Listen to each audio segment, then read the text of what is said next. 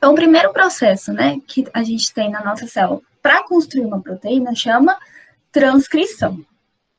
Né? Então, o que vai ser essa transcrição? A transcrição, ela vai ser o processo de síntese de RNA a partir de molde de DNA.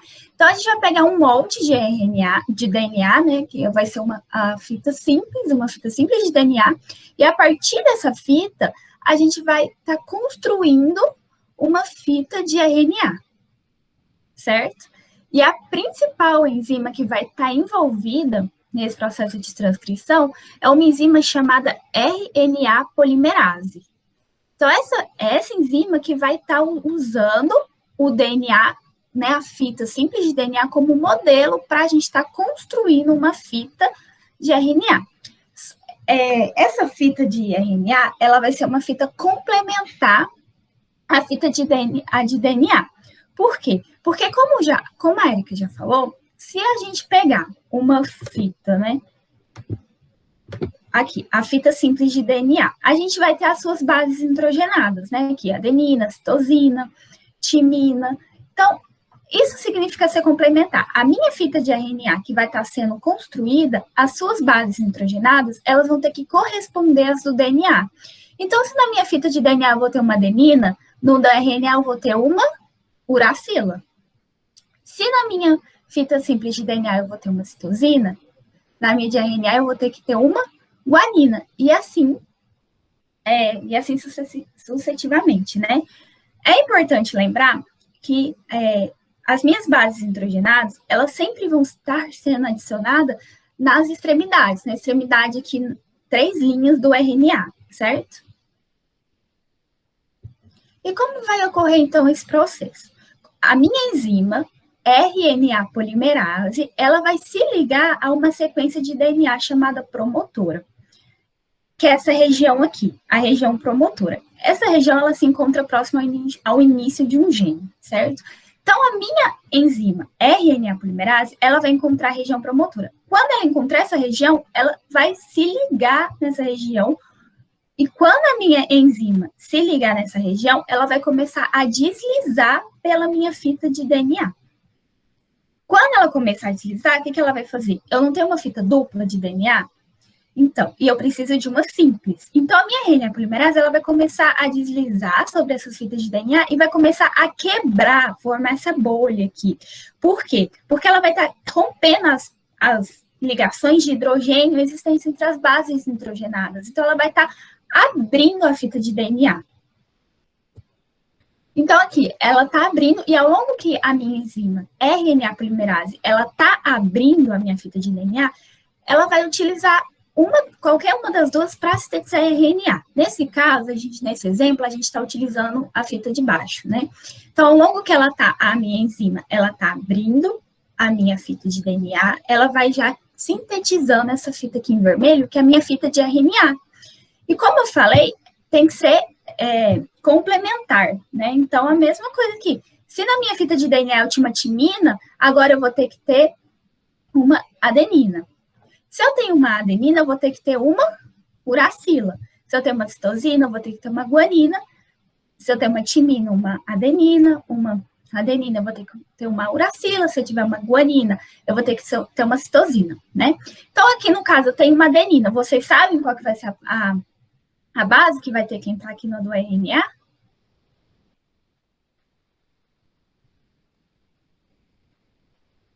Então, valendo um ponto aí para quem responder.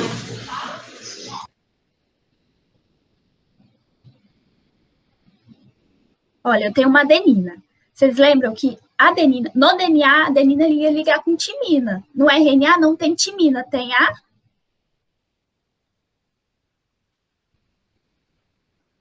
É aquela lá, coisa lá, de coisa. A uracila, né? Que é representada pelo Uzinho, isso. Aqui é a mesma coisa, né? Só que em forma de. É o mesmo processo, só que em forma de outro exemplo. Então, aqui eu tenho a minha RNA polimerase, ela vai ter que encontrar a minha região chamada promotora. Quando ela encontrar essa região chamada promotora, a minha enzima ela vai se ligar e vai começar a quebrar as minhas ligações de hidrogênios existência das minhas bases nitrogenadas e vai estar fazendo o quê? Separando as minhas fitas de DNA. Por quê? Porque eu vou precisar só apenas de uma fita simples. Então, aqui, a minha fita tá usando, minha RNA aqui, né? Tá usando a minha fita de baixo de DNA para formar a minha fita de RNA.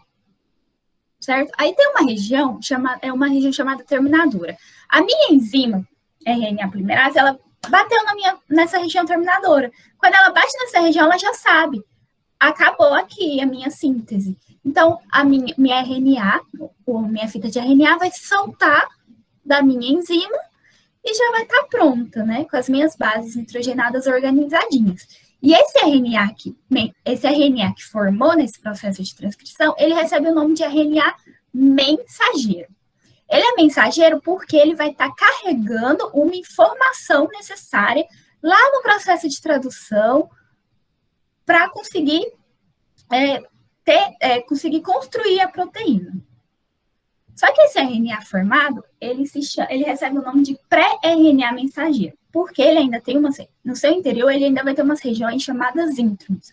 Essas regiões são introns, elas são sequências não codificadoras de proteínas, ou seja, quando for ler o meu RNA para construir minha proteína, essas regiões elas não vão conseguir ser lidas de forma que vai mandar uma mensagem para construir uma proteína.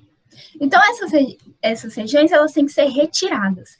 Então, essas regiões intrônicas, né, que são os introns, elas vão ser retiradas do meu RNA mensageiro para formar o RNA mensageiro maduro, que esse sim vai ser o RNA mensageiro necessário para conseguir construir uma proteína, certo? Até que vocês entenderam? Vocês têm alguma dúvida? Porque esse conteúdo ele é um pouco mais complexo. Então tá. E esse processo, então, de retirada dessas partes intrônicas que não são possíveis, né, de ser codificadas em proteínas, se chama splice. Então, agora, esse RNA mensageiro maduro, que foi o produto da minha transcrição, ela vai para um processo chamado tradução. Nesse processo de tradução, é o último processo, ocorre aqui, né, depois da transcrição, já teve a autoduplicação do DNA, agora, na transcrição, eu criei uma mensagem no RNA mensageiro, e agora essa mensagem ela vai vir para a tradução para construir uma proteína. Então, a tradução é isso. A minha célula, ela vai ler a minha informação do RNA mensageiro e vai usar essa informação para construir a proteína. Então, né, como eu já falei, o RNA mensageiro ele vai possuir as instruções, que são as mensagens. E que mensagens são essas, né? São os nucleotídeos de RNA, são nossas bases nitrogenadas, que é o quê? No RNA é adenina, uracila, citosina e a guanina. Né? Então, aqui é adenina, uracila, citosina e guanina.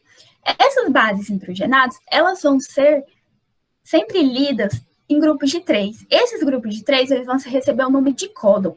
Então, aqui a gente tem a nossa informação genética, uma tabela do nosso código genético, né? Então, como a gente pode ver aqui, ela sempre vai ser lida de 3 em 3, né? Igual que a gente tem uracila, uracila, uracila, uracila, uracila, citosina, né? Então, o nosso código genético, a gente tem que lembrar que ele sempre vai ser formado por essas 4 bases genéticas, que vão ser unidas de 3 em 3. O nosso código genético, eu acho que vocês já devem ter ouvido, eu não sei, que o nosso código genético ele é universal. Então, a gente fala que ele é universal porque todos os seres vivos, eles, na seu material genético, é constituído por essas 4 bases nitrogenadas. O que vai mudar, por exemplo, do ser humano para uma planta, por exemplo, vai ser a ordem dessas bases nitrogenadas. Lembrando que elas sempre vão ser reunidas de 3 em 3. Né? Então, reunindo essas bases de 3 em 3, elas vão formar no total 64 códons distintos. Né? Então, eles vão formar 64 códons diferentes entre si. Desses 64 códons, 61 vão corresponder aos 20 tipos de aminoácidos que vão entrar na constituição das nossas proteínas. Então, se eu tenho 64 códons, deles 61 vai corresponder às proteínas, e os outros, né, vão sobrar 3. Esses 3, eles recebem o nome de stop códons. Então, stop códons porque eles são códons de parada. Eles vão indicar o final da informação genética na molécula de RNA mensageiro. É quando eu vou estar, a minha célula vai estar lendo a minha informação genética e vai chegar e vai bater num desses stop codons e vai falar, acabou aqui, não preciso mais ler. São esses três. Esses três é o UAA, né, que é uracila, adenina, adenina, o AG, uracila, adenina e guanina, e eu tenho uracila, guanina e adenina, né, que é o UGA. Então, aqui está o stop codon, né?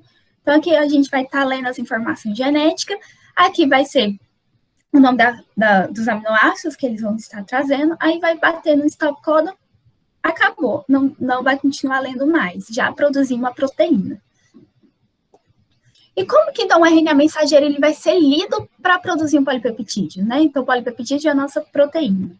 Então, existem dois tipos de moléculas que vão ser fundamentais para esse processo de tradução, que é o que a gente chama de RNA transportador e os ribossomos. O RNA transportador, ele vai ter a função de quê? Ele vai estar fazer o transporte, ele vai estar fazendo um transporte de um aminoácido específico para a síntese de proteína. Né? Então, é ele quem vai trazer o meu aminoácido para minha informação. E o ribossomo é uma estrutura que a gente tem no nosso corpo que ele vai ser responsável pela síntese proteica, certo? E o ribossomo, então, eles também são feitos, né? A sua composição é de RNA, só que é um RNA que a gente chama de RNA ribossomal e proteínas. E cada ribossomo, o ribossomo ele vai ser formado assim, por duas bolinhas. Uma bolinha, que vai ser chamada de subunidade maior, e ligada a ela vai ter tipo uma bolinha. Então, ele forma mais ou menos essa estrutura. Essa bolinha, ela vai ser uma bolinha menor, que se chama de subunidade menor, certo? Então, aqui a gente tem uma imagem para representar as nossas estruturas, né, de forma representativa. Então, aqui nessa bolinha maior, eu tenho o meu ribossomo, né, aqui. Aí, essa bolinha maior, ela é a minha subunidade maior do ribossomo. E aqui é a minha subunidade menor do ribossomo. Aqui a gente tem a nossa fita do RNA mensageiro, que foi formada lá na transcrição, com a minha informação. Aqui eu tenho meus códons, né? Eles estão sendo reunidos de 3 em 3. Aqui eu tenho o meu RNA transportador. Então, meu RNA transportador é quem vai trazer essa sequência de 3 letrinhas, né, que são nossas bases nitrogenadas. Essa sequência de 3 vai receber o nome de anticódon. Então, esse anticódon é ele que vai parear com minha mensagem do RNA mensageiro. E é por meio desse anticódon que o meu RNA transportador vai saber qual aminoácido eu tenho que trazer. Então, o meu RNA transportador, com base nessas 3 letrinhas, vai falar, essas letrinhas, como é que a gente tem um exemplo aqui no RNA mensageiro, eu tenho adenina, uracila e guanina. Então, meu RNA transportador vai trazer, vai falar assim, eu tenho que trazer, então, as bases que vão corresponder com o que eu tenho no meu RNA mensageiro. Então, ele trouxe aqui uracila, adenina e citosina, que é o que pareia com a minha mensagem do RNA mensageiro. Aí fala assim, então se eu tenho esse anticódon, então qual que é o meu aminoácido que eu tenho que trazer? É a metionina, certo? Vocês não precisam decorar o nome dos aminoácidos, porque vem naquela tabela que eu mostrei antes, tá bom, gente? Então, aqui é para mostrar mais como ocorre esse processo. Então, aqui eu tenho meus RNA transportadores, né? Cada RNA transportador vai ter, então, os meus anticódons, que são eles que vão parear com o RNA mensageiro, e vai, assim que o RNA transportador vai saber qual aminoácido que eu tenho que ter, que eu tenho que trazer. Então, aqui eu tenho um RNA transportador, a metionina, né? Ele vai entrar aqui na minha fita e vai parear com a minha primeira mensagem. Quando a metionina entrar, porque a metionina, em todos os processos, a metionina, ela é a primeira a entrar no local do ribossomo, que é chamado sítio P. Ela vai entrar. Quando a metionina entrar, começa o processo da formação da minha proteína. Então, eu entrei a metionina, ela foi lida, ok. Aí vem a próxima. O meu outro RNA transportador vai trazer a minha próxima informação genética. Nesse caso, veio a arginina. Né? Então, aqui,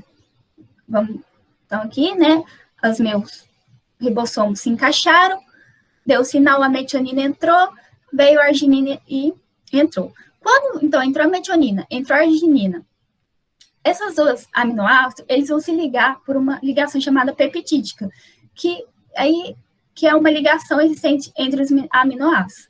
Entrou a metionina, aí entra o próximo aminoácido, vai entrando os próximos aminoácidos, e eles vão sempre estar se ligando por uma ligação peptídica até formar a minha proteína. Né? Então, aqui, à medida que o ribossoma ele se desloca sobre uma cadeia de RNA mensageiro, ele vai traduzindo a mensagem na forma de uma cadeia polipeptídica, né? Ou seja, numa proteína. Então, aqui entrou a arginina, ok, ela leu, fez a ligação peptídica, deu sinal, entra uma próxima proteína, que se chama uma próxima proteína. Né? E aí o ribossoma ele vai continuando até ler, né? Chegou no stop codon, né? Bateu, meu ribossomo chegou no stop codon. Bateu no stop codon, ele já fala, opa, cheguei ao meu final. Eu posso parar de traduzir agora, eu posso parar de de trazer aminoácido, porque a minha proteína já está pronta. Quando isso acontecer, o que vai ocorrer? Vai entrar uma proteína que é denominada fator de liberação. Essa proteína chamada fator de liberação essa proteína se chama fator de liberação, ela ocupou o sítio A do ribossomo, deu o sinal, parou a produção de proteína, parou a chegada de aminoácidos. Então, a proteína formada, ela foi formada a partir das informações que a gente tinha da sequência de RNA mensageiro e finalizou a produção, e aqui tem a nossa sequência de aminoácidos que forma, no final, a proteína. Então, é assim que ocorre o processo da formação de proteína.